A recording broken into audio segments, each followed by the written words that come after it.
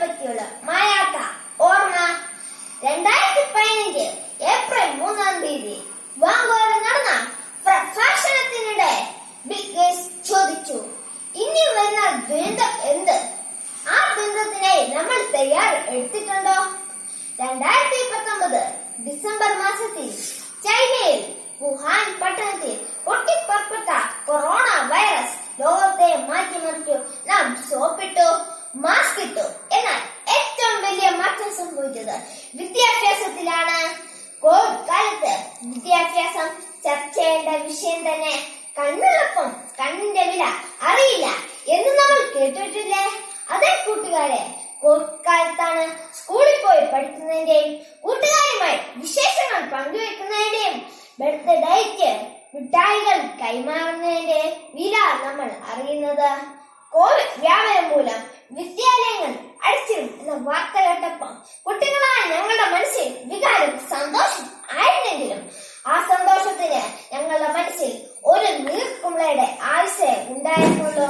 മാതാ പിതാ ഗുരു ദേവം എന്ന ആശഭാരത സംസ്കാരം എന്നിലേക്ക് പകർന്നുവന്ന എന്റെ ശ്രേഷ്ഠരായ അധ്യാപകർ, വിശേഷങ്ങൾ പങ്കുവെക്കുന്ന കൂട്ടുകാർ, പള്ളിക്കൂടം എന്ന പൂവാടിയിലെ പൂമ്പാറ്റകളായി പാർന്നുവന്ന ആ കാലം എത്ര മനോഹരമായിരുന്നു. ഇന്ന് ലോകം COVID-19 എന്ന മഹാമാരിയുടെ പിടിയിലമർന്നപ്പോൾ എനിക്ക് നഷ്ടമായത് കുടുംബത്തിൽ നിന്ന് നേരിട്ട് വിദ്യ അഭ്യസിക്കുന്ന ആ നല്ല നാളുകളായിരുന്നു.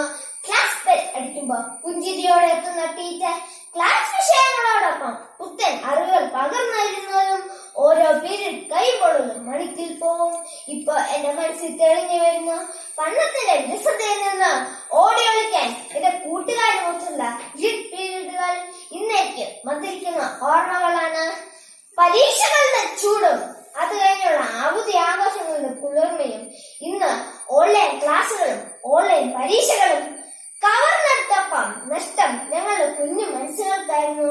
എങ്കിലും പ്രതീക്ഷയോടെ പത്രത്താളുകൾ മറിച്ചു നോക്കുമ്പോൾ എല്ലാ കുട്ടികൾക്കും വാക്സിൻ നൽകി സ്കൂൾ തുറക്കും എന്ന വാർത്ത എന്നെ ഏറെ സന്തോഷിപ്പിക്കുന്നു. ഒരു വീടിന്റെ മതിൽക്കെട്ടിനുള്ളിൽ ഒതുങ്ങാതെ എല്ലാവരെയും ഒരുപോലെ കാണാനും ജാതി മത വർഗ വർണ്ണ വ്യത്യാസമില്ലാതെ എല്ലാവരെയും സ്നേഹിക്കാനും പഠിക്കുന്ന വിദ്യാലയമാകുന്ന പുണ്യസ്ഥലത്ത് കൂടി ഓടിക്കളിക്ക് സമൂഹത്തിന്റെ ഉത്തമ പൗരനായി